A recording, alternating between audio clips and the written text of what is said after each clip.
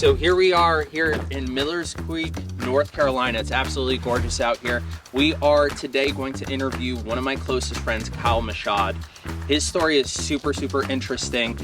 He's a serial entrepreneur, has been involved in so many different businesses really since he's a teenager. Can't wait to share his story. Without further ado, let's jump right into it.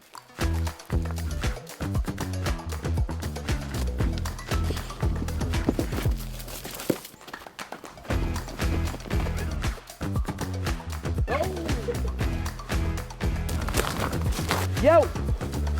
Hey! The farm looks great. Thank you, bro. You made it. Got the horses out here. You made it. What's up, man? What's up, bro? How you doing? Miss you.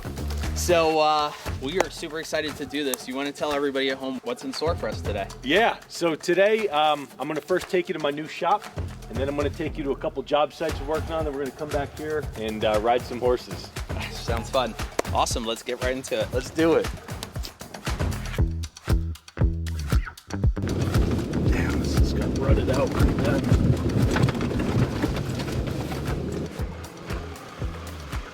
Hey!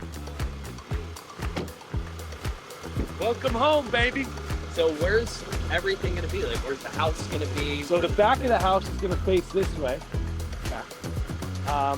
And then the front of the house, we're gonna clear some additional trees over here. It's gonna be, full walkout basement, all glass, modern design. Where are all the animals gonna be?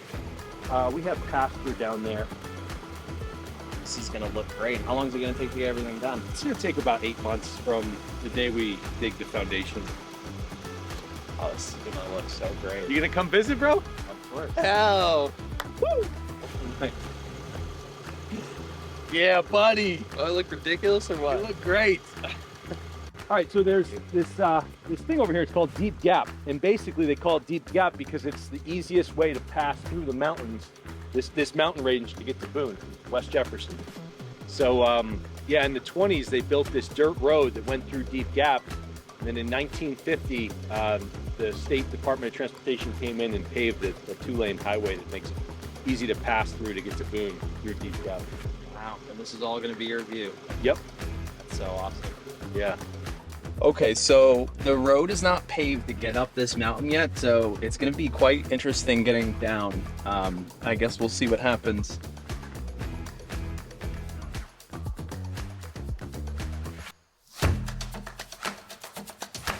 This is Mason, my buddy Mason. He works for Carolina Dozer, and he's helping build this shop. So basically here we're going to have a 16-foot door, and we're going to be able to bring in our heavy equipment into this side. And then on this side, we're going to have a wash basin with a mechanic shop right here to service some of our smaller equipment. So this is going to be a shop for you guys to use? Yeah, it's going to be like our home base. Okay, awesome. Yeah. And then what's the timeline for finishing everything? Probably the next month or two. We should be finished with this shop. And then, so this will be home base. Customers will come in here, or it'll just be to store some of your equipment? Yep, or what's we're going the to plan? meet customers here. We're going to service equipment. We're going to do our touchdowns in the morning with the guys over here. So we can touch base with them in the morning, send them off to their jobs, basically have all our tools and equipment here. And, when we need to do repairs and maintenance, it's going to be our spot. Okay.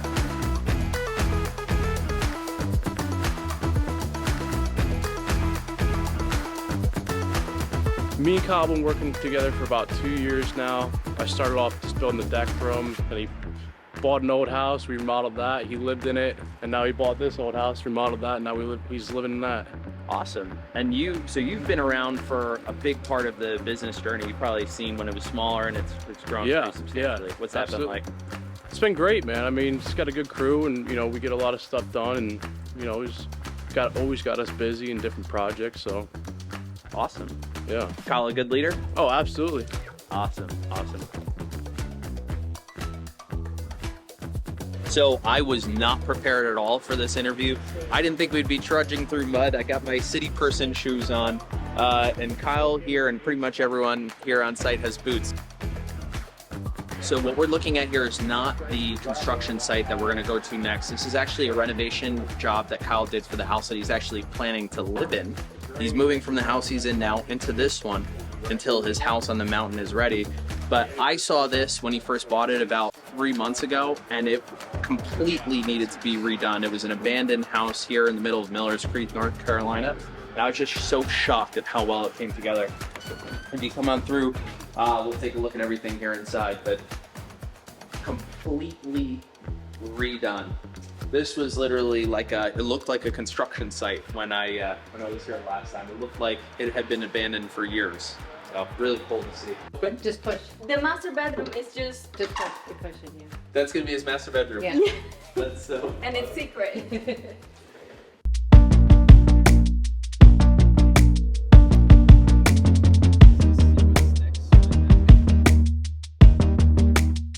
Oh yeah, is that you too?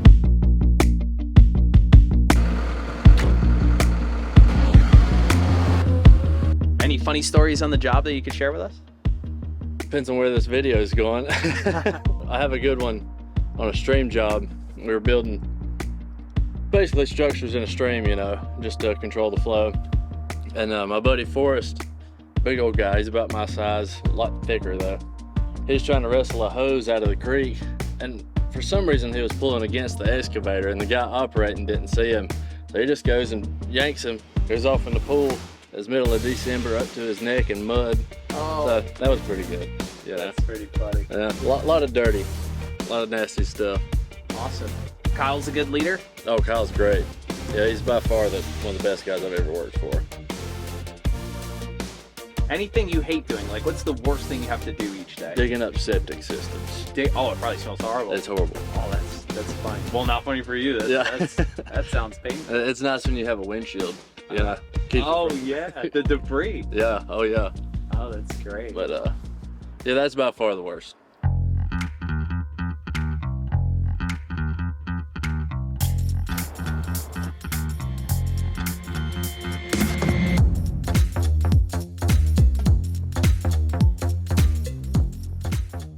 So tell me about the history of this business. Seems like a pretty big operation. How'd you get started? Bro, it's by happen chance. I bought a pretty big farm over here, and I bought an excavator to help around the property. And I started helping out people, you know, get some work done around their house. And then next thing I know, I'm buying more equipment and hiring guys, and now we just stay slammed. I got 3 crews. We got 5 jobs going right now. We have about 10 to 12 pieces of heavy equipment to help us get all this stuff done. And this equipment looks serious. So ballpark pricing wise, how much would it cost for one of these big pieces of equipment here? So we bought these both used, but new, this machine costs about 200K. Wow. And that one costs between 250 and 300,000. And how many, you said you had 3 crews. How many people in total do you have? 7 people full time. Wow, that's really awesome. Sounds like a big operation. So at any given time, how many projects do you usually have? 3 to 5 typically. Okay. Yeah. Google's our main source of business. Google and referrals. So when we first started out, Google was actually our primary source of leads. But now it's more so, you know, tell a friend, referrals. Mostly residential, mostly commercial. Yeah, about projects. 70-30, 70% being primarily residential. And you make most of the money with residential jobs, or? Residential are more profitable, just because we don't have to deal with engineers, architects, surveyors, and inspectors. Okay.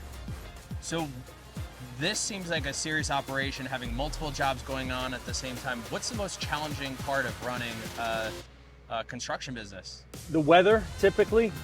You know, inclement weather makes our job a little more challenging and a little more dangerous. We need to be more careful. Are you guys working when it rains? We are, yep. Yeah, we have enough jobs where we're able to switch over to steel track machines, or, you know, go to other jobs that are suitable for wet weather.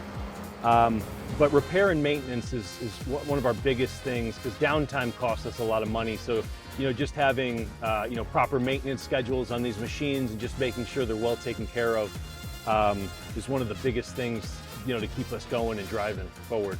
So heavy equipment, 7 full-time people, liability must be a huge concern. How do you deal with that? Is that the most stressful part of this? Yeah, business? safety is always our #1 priority. You know, just making sure the guys are safe.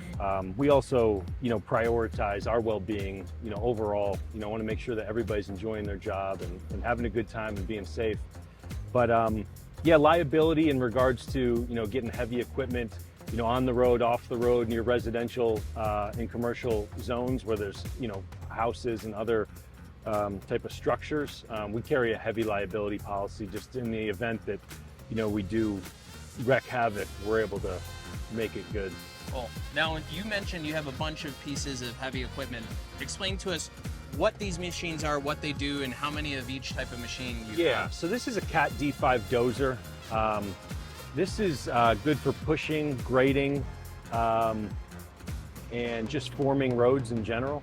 And that's what this project is here, right? Yeah, this project is a half-mile driveway job with a quarter-acre house pad development site. And the house is going to be somewhere... The house is going to be in this zone. Oh, in this zone right here, okay. Yep, and then that over there is the Caterpillar 316. It's a 40,000-pound steel track excavator, mainly for mass excavation.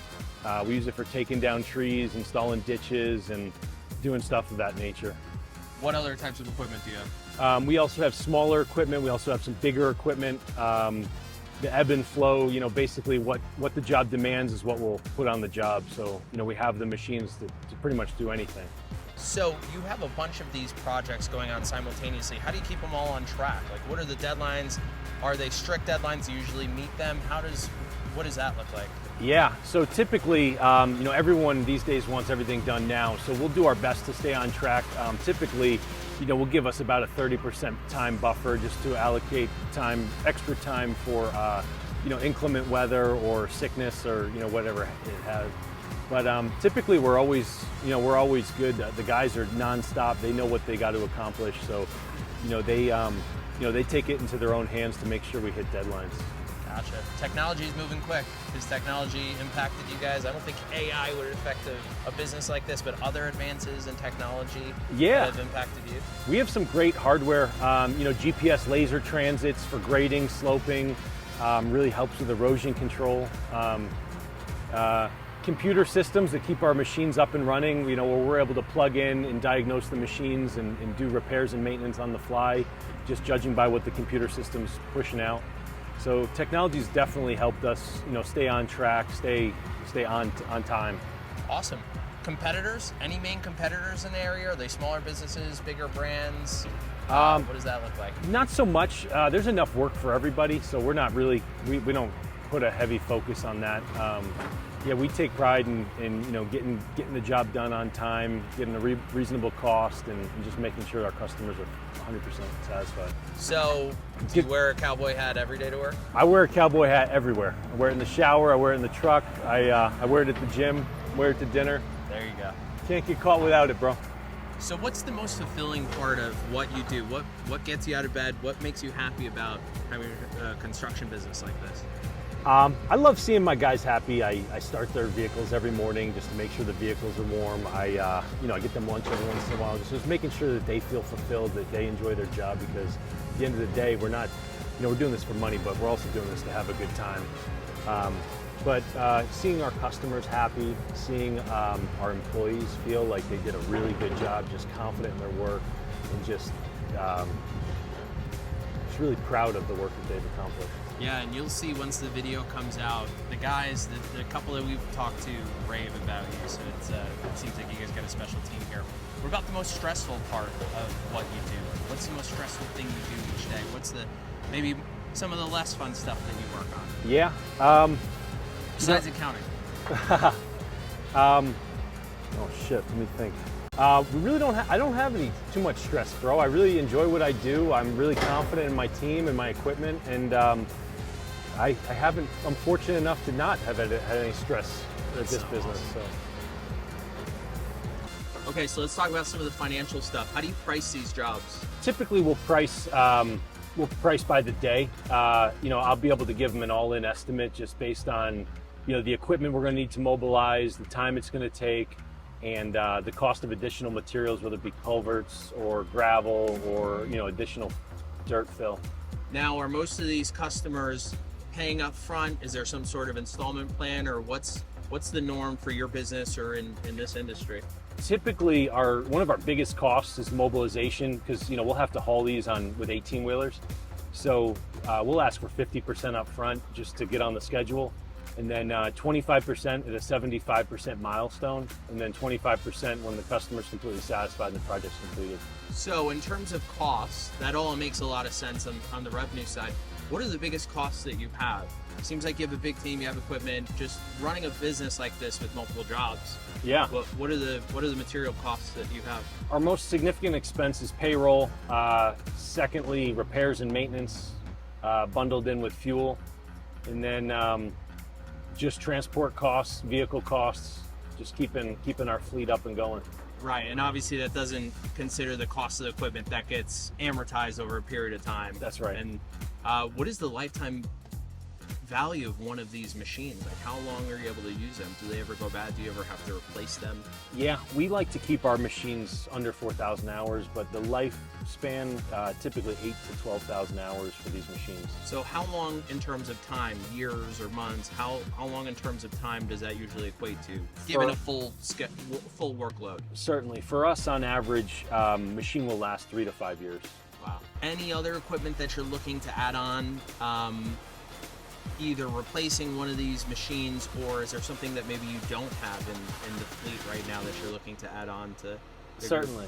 Yeah, Caterpillar's come out with some great technology for the operators and for us in regards to, really keeping track of our equipment, grading slopes with GPS transits levels.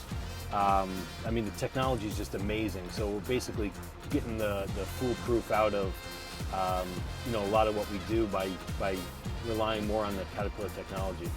That's amazing. All right, so why don't you talk us through how this machine works here?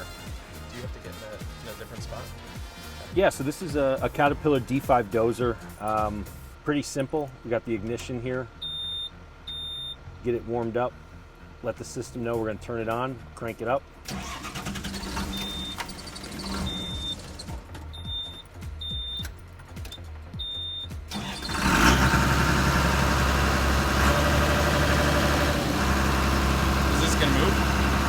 Yeah. Holy shit.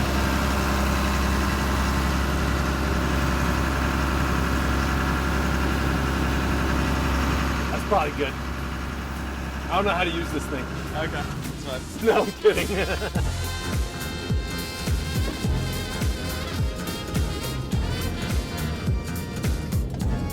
4 miles ahead, I couldn't catch up to him. He went like so far. I'll play it, he'll do it. What if I do it? So tell us everybody's name here. This is Jack. This is Hercules. This is Fancy. This is Reba.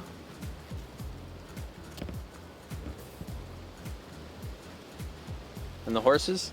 And then we have Bear and Zach. Which one's which? Bear is the darker one right here.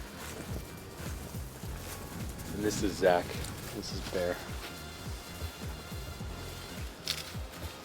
All right, so you are obviously a super successful entrepreneur. Tell me a little bit about your journey. When did it start? What was your first hustle? Give me a little bit of background. Yeah. Well, when I was a kid, I used to go to the golf course at night and get golf balls, clean them up, and then sell them back to the golfers the following day. No shit. Yeah. Okay, so you sold golf balls to the golf course. What else?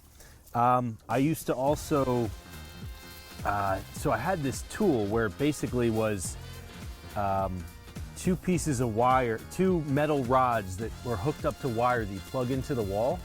And it had electrical tape on the top, and you stick them into the ground, and you plug it in, and all the worms come up out of the ground because it's electrocuting the ground. Okay. And what would you do with the worms? And then I would sell the worms at the boat launch to the fishermen. Get out of here. Yeah. Okay, so you used to sell worms. Then after that, what came next? Then I got crabs. Okay, so you sold T-shirts in college. Yep. What Then I happened got after into that? live. T-shirts was great, and then I got into live events. Had a successful run for almost a decade. Okay. And then just decided to travel. So I traveled a little bit, and then I kind of came back here and bought a 60-acre farm here in the mountains of North Carolina. and ended up buying some equipment, including an excavator, just to do some general maintenance on my property. And I soon learned that other people needed an excavator too. So I started doing some small jobs, and then I hired somebody, then I started purchasing more equipment, and kind of led us to where we are today. We have about a dozen pieces of equipment and 7 guys full-time to help keep up with the demands of people in Western North Carolina looking to develop their land. Awesome. So what's next for Kyle Michaud? So you're gonna be in the construction business forever. Are you expanding in other cities? Tell me about what's next for the business. What's next for you? We're really looking to take on the Carolinas as a whole. Complete more residential and commercial projects across the North Carolina landscape, North and South Carolina. Really enjoying working with my guys, and we got a great team and a great portfolio of customers. So we're going to keep continuing to pursue what we're working on. Kyle told us off camera a really touching story about his employees. Tell us a little bit about every day, what it's like when you wake up. Like, what does your day look like? Where does your day start? Yeah, sir. So I'm motivated by just the well-being of myself and my employees. So every morning I get excited. I get up at 6 o'clock in the morning, and I'll start the trucks for the guys, when it's cold out and stuff, just to make sure that they're comfortable when they come in. And my number one priority is just taking care of the guys that take care of me. So I really get a lot of happiness and joy from making sure that my guys are well taken care of. All right, so the question everyone's probably asking is, why a farm? Why do you have all these animals? This is actually really interesting. I just never met someone who has this many animals. Yeah. Well, I've always had a thing for the underdog, and all these horses in equine came from the kill pen. So basically, in the United States, it's very expensive, and it requires a lot of land to take care of horses and other equine. So they're more valuable dead than alive. So in Mexico and Canada, they sell these horses for meat because they're allowed to slaughter them, and they produce dog food out of them. So actually all these horses came from, it's called Last Chance Kill Pen. And I basically bonded them out of, getting shipped away for dog food. That's awesome. Now, is it just the animals we see here, or are there more? I've been here before, and I've seen pigs and sheep and... Yeah, in addition to the horses, we also have the pigs over there. Percy! Hi! So you've been involved with a lot of businesses. You're very successful. Up-and-coming entrepreneur is seeking advice from you. What type of advice would you give them? Stay laser focused. A lot of people want to accomplish a lot of things, and it drags them in multiple directions. My biggest advice would be to stay the course and figure out what you're trying to achieve, and just double down and go all in. What does Kyle 2035 look like? 13 years from now, what are you doing? What's going on with the business? What's going on in your life? What are the goals that you want to achieve or accomplish? Great question. Just looking to continue to pursue our goals as a company, get more wellness oriented in regards to my own personal lifestyle, and then just continue to do things that are fruitful and have meaning to me. Cool. Oh, I get aggressive.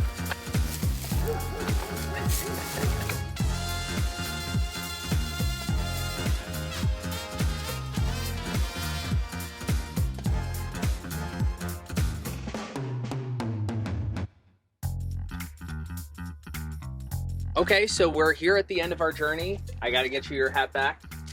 Thanks so much for letting us follow you around for a day. I had a ton of fun. And for everybody at home that wants to get in touch with you, how could they? Kyle the Cowboy on Instagram. Kyle the Cowboy on Instagram. I guess that's it. Thanks so much, bro.